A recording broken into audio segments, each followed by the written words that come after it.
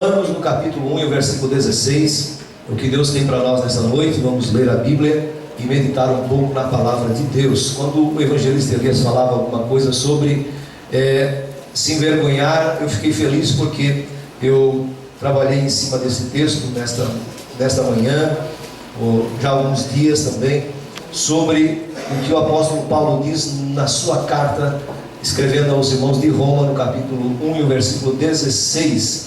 Um texto bem conhecido de quem lê Bíblia, mas nós precisamos ler e meditar na palavra de Deus. Amém? Romanos, depois de Atos dos Apóstolos. Eu quero pedir aos obreiros, quando chegar aqui na igreja, para usar a tribuna, que diga primeiro o livro, porque nós temos pessoas novas convertidas que têm dificuldade. Eu até instruí elas a achar na página. Procure a página. Até o Jonas, para achar o Jonas, é uma dificuldade quando citaram aí, né? A gente tem dificuldade de achar o Jonas, que ele está escondido no meio da Bíblia, mas a gente acha.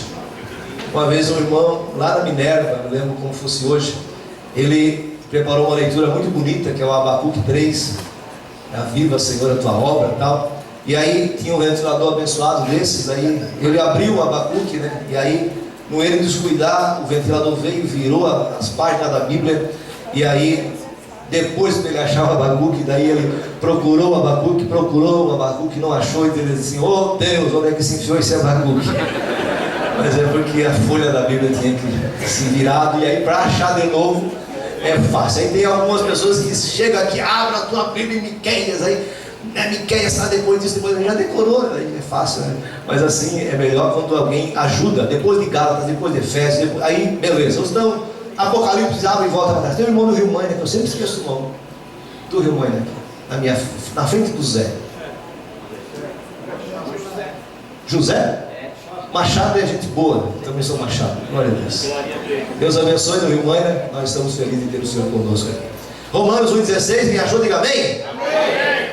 Pois não me envergonho do Evangelho, porque é poder de Deus para a salvação de todo aquele que crê, primeiro do judeu, também do grego. Amém? Visto que a justiça de Deus se revela no Evangelho de fé em fé, como está escrito: o justo viverá por fé. Diácono Cláudio, também bem-vindo e sensível a você e todos que estão aqui nos visitando nesta noite. Meus irmãos, como é que alguém vai dizer uma palavra dessa, de se envergonhar do Evangelho? Ora, hoje alguém ainda pode usar essa frase de se envergonhar do Evangelho de Cristo, mas hoje o Evangelho virou um negócio de fama, né? Todo mundo é Evangelho. Agora, Evangelho que se pregava na época de Paulo era um motivo de chacota. Por quê? Porque o apóstolo Paulo, ele disse: eu não me envergonho do Evangelho, porque é poder de Deus. No que ele estava falando? Primeiro, ele estava falando de um homem chamado carpinteiro, conhecido como carpinteiro. Não era uma pessoa com fama, com liderança, com elite. Era um homem que era chamado e conhecido como carpinteiro de Nazaré. Paulo estava falando deste homem. Eu vou chegar num ponto importante. Segundo, ele estava falando de um judeu, e para Roma um judeu não tinha valor algum. Paulo estava falando de um carpinteiro e de um judeu. Terceiro lugar, Paulo estava falando que ele era pobre e que ele morreu crucificado. Crucificação era apenas para quem era pessoas criminosas. Ou seja, chegaram numa cidade, falaram no Evangelho que o homem era chamado de carpinteiro de Nazaré, o seu sobrenome era judeu, o seu terceiro nome seria pobre, o seu quarto nome morto como ladrão. Olha, que fama, ou do que se envergonharia um homem desse falar de uma pessoa como essa? Não tem que se envergonhar. Hoje, o Paulo, eu não tenho que me envergonhar. Não tem. Olha aí, como não tem? O Paulo, ele foi instruído aos pés de Gamaliel. Ele era, na época, o cara. Agora ele larga tudo o que ele sabe e ele vai pregar este Evangelho e dizendo: porque eu não me envergonho do Evangelho, porque é poder de Deus para todo aquele que crê. Tem que crer no Evangelho. Aí o apóstolo Paulo, ele vê que a cidade onde ele vivia, a Roma da época, era uma cidade altiva, uma cidade com muita sabedoria. Tinha muitos filósofos, tinha muita elite, tinha a cúpula romana, tinha tantas coisas, mas o Paulo aparece no meio destes cidadãos, dizendo que não se envergonha de um carpinteiro de Nazaré, não se envergonha de um homem chamado judeu, e não se envergonha dele ser morto como um criminoso. Ele diz que o evangelho que Cristo prega é poder de Deus para todo aquele que crê no evangelho de Cristo. Agora, hoje, será que nós nos envergonhamos do evangelho ou temos prazer de falar do evangelho? O Paulo vivia numa cidade que tinha muitos filósofos, e diz uma fábula que Paulo, pegando essa tese deste homem, diz que um certo filósofo falou que tudo que o César queria que acontecesse, o César falava e o povo ouvia, porque o César tinha um poder, o César era o imperador romano, tinha um poder muito persuasivo de convencer as pessoas. E você pregar o evangelho no meio de uma situação como essa é muito difícil.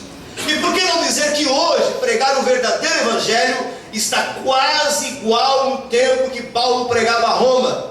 Tem muitas pessoas, como diz o apóstolo Paulo a Timóteo, que já estão sentindo coceiras, comichão nos ouvidos, já não querem mais ouvir a verdadeira palavra de Deus, mas procuram doutores que falem aquilo que eles querem ouvir. Procuram igrejas, procuram templos, procuram comunidades que se satisfaçam o seu belo prazer, mas não que se crucifique na cruz de Cristo, que é poder, que ainda tem poder para salvar, para libertar, para batizar com o Espírito Santo, para trazer cura divina.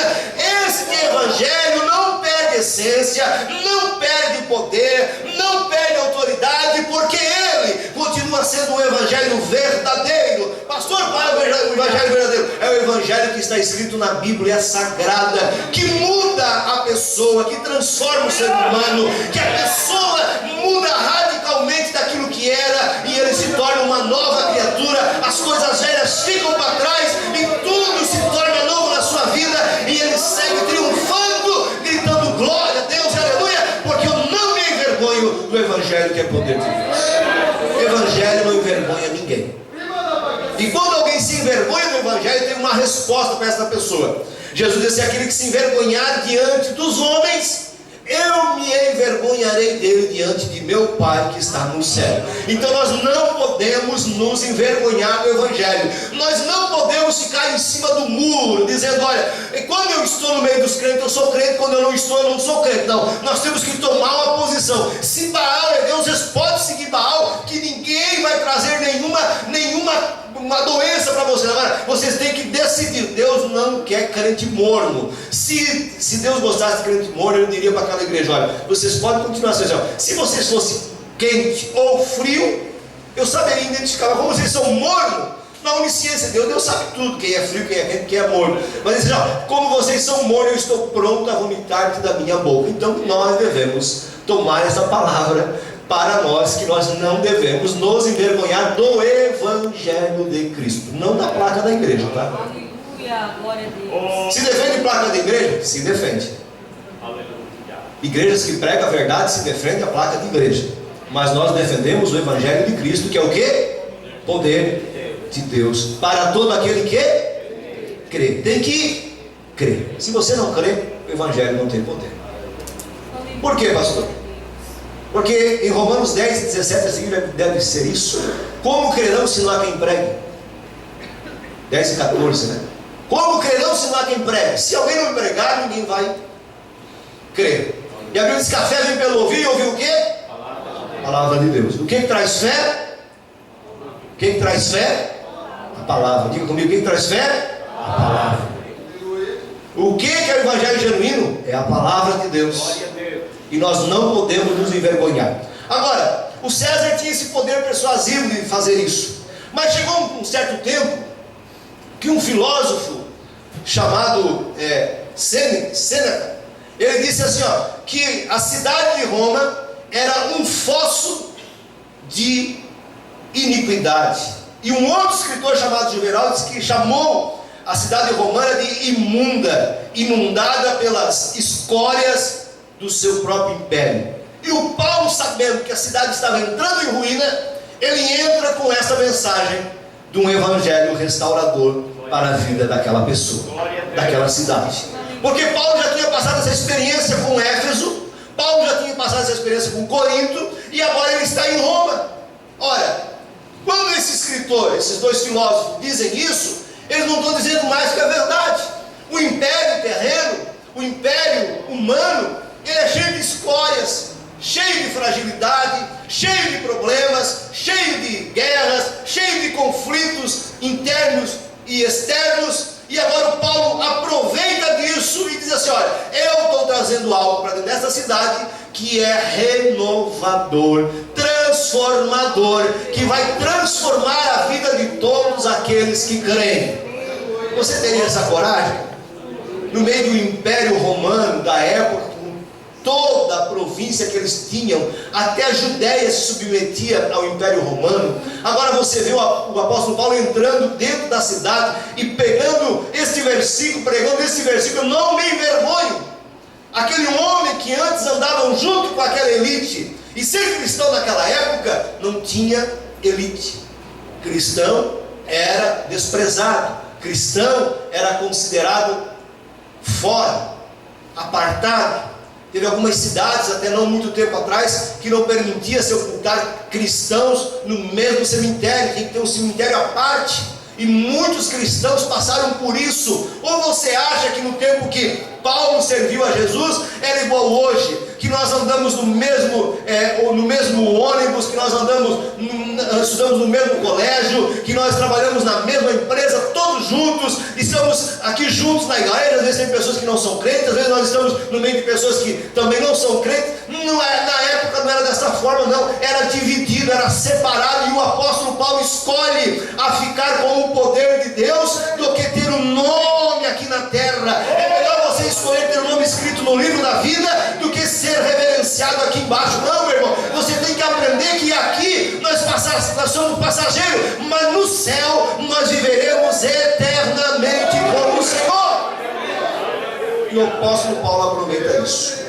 Ele diz: já transformará o próprio imperador, se possível, transformará, se possível, a cúpula de Roma, porque esse evangelho tem poder para tudo isso. Aleluia. Ou você acha que se o nosso Brasil, se o nosso mundo se convertesse de verdade, não existiria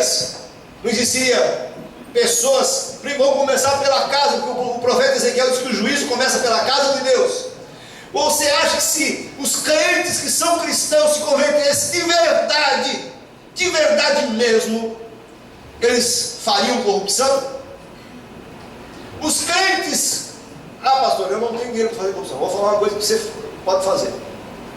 Os crentes que são convertidos de verdade, corta aí, tá? Negligenciariam pagar IPTU? Não. Crentes que se dizem crentes de verdade, que se converteu para dar bom testemunho, será que eles fariam coisas simples, mas que traz um resultado tremendo no meio da sociedade? Não fariam. Por quê, pastor? Porque quando nós nos dedicamos a ouvir o que o evangelho faz, nós vamos transformar a nossa vida através daquilo que Cristo quer de nós. Romanos 12:1. Nós devemos entender que o apóstolo Paulo está dizendo que nós devemos saber o que Deus quer de nós. Nós não estamos aqui apenas para ocupar esse lugar. Esse lugarzinho aqui é sempre o meu. E a gente nota aqui na igreja que cada um que chega vai sentando naquele mesmo lugar. Isso é instinto de ovelha, tá? É instinto de ovelha. Se você olhar as ovelhas no rebanho, as ovelhas, elas andam em grupos. E quando elas se unem, você pode ver que está sempre aquelas ovelhas juntos. Isso é instinto de ovelha. Não chamando os outros de bode, mas é instinto de ovelha que está juntinho, do lado daquela irmã. Aí tem alguém que diz assim: mas gosta mais daquela do que da outra. Não, é que acostumam sentar aqui, senta naquele lugar, aí chega a outra, senta do lado dela, e assim vai indo. Não, mas é porque, o Geraldo, ele comprou essa cadeira, pagou, autenticou, tá o nome dele, tá aí, pronto, não tirei daí. Isso é instinto. Cada um tem um lugar que gosta de sentar. Então, não, a gente não pode, igual alguém que chega na janela no meio da viagem do ônibus, entra no corredor e escolhe a janela, né? Igual alguém que chegou aqui esse dia já sentou na minha cadeira. Mas isso acontece. Normal, porque eu não sabia quem era a cadeira, também não está o meu nome. E quando eu não estou também, se alguém quiser sentar, eu não perco poder nenhum por alguém sentar na minha cadeira. Pior se eu estivesse roubando o lugar de Cristo. No lugar meu não tem problema, eu sento aqui, sento do lado geral. Não tem essa dificuldade, mesmo porque o pastor, ele não pode ficar só aqui em cima. Nos cultos de quinta-feira eu estou no som, estou ali embaixo com os irmãos, estou lá sentado com o tesoureiro, porque nós temos que ter essa interação, essa conversa, esse ânimo, essa amizade, porque isso faz bem para a igreja. É aquele negócio de olhar o pastor como um santarrão, que ninguém toca nele. Eu passei um período numa igreja, nas igrejas, que um tempo atrás tinha um certo respeito, era até bom porque tinha um respeito a mais pelo pastor, mas para chegar até no pastor era igual chegar no cardiologista, era uma dificuldade tremenda. Quantos lembram que para chegar no médico era uma dificuldade, passar pela secretária, agendar, hoje o cardiologista dá o telefone, o número do celular dele para você ligar se você precisar. É assim ou não é? Por quê? É mercado de trabalho. Então quer dizer que o pastor está competindo, a profissão não está competindo, mas tem que fazer com mais zelo, tem que estar mais perto do povo, tem que conversar mais com o povo, tem que saber o que o povo precisa, tem que estar junto do povo, tem que ter cheiro de ovelha. Sabe por quê? Porque pastor sempre teve cheiro de ovelha. Pastor não vive em catuta isolada à prova de bala, porque pastor não deve nada para ninguém. Se alguém matar o pastor por pregar o evangelho, por uma boa causa ele está morrendo. Agora, para dever para alguém, o pastor não deve morrer. A Bíblia diz que quem morrer como homicida, como ladrão, é uma vergonha, mas quem morre pelo evangelho levanta a bandeira e dê glória a Deus. Aleluia! Graças a Deus mesmo. Quanto à obrigação que Paulo tem, diz: eu tenho obrigação de pregar esse evangelho. E qual é o crente que não tem obrigação de pregar o evangelho? Todos nós somos obrigados a pregar o evangelho, porque Jesus diz assim: ó, ide por todo mundo e fazer o quê?